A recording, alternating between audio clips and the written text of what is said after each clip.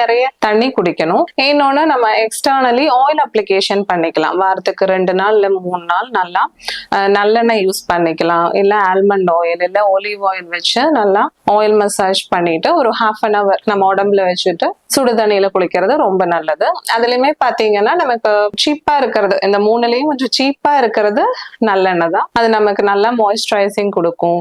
அந்த skin conditions ரொம்ப ட்ரைனஸ்னால skin conditions எல்லாம் வராம இருக்கிறதுக்கு ஓரளவுக்கு வரைக்கும் ஹெல்ப்ஃபுல்லா இருக்கணும். இன்னொன்னு பாத்தீங்கன்னா நம்ம ரொம்ப வெயில்ல போறோம், அப்ப நமக்கு ரொம்ப சன்டான் ஆகுதுன்னா நம்ம ஃபேஸ் பேக் மாதிரி போட்டுக்கலாம். மஞ்சள், கடலை மாவு, பால் எல்லாம் சேர்த்து ஃபேஸ் பேக் மாதிரி போட்டா கொஞ்சம் அந்த டேன் குறையறதுக்கு ஹெல்ப்ஃபுல்லா இருக்கும். அதே மாதிரி வாரத்துக்கு ஒரு நாளாவது அலோவேரா ஜெல் இல்லைன்னா ரோஸ் வாட்டர் வச்சு நம்ம ஃபேஸ் மசாஜ் பண்ணிக்கலாம். ரொம்ப ட்ரையா இருக்கிறவங்களுக்கு இந்த நால்பாமிரதி தைலம், அப்புறம் குங்குமாதி தைலம் அந்த மாதிரி ஆயுர்வேத ஷாப்ஸ்ல கிடைக்கும். ஸோ அது நாம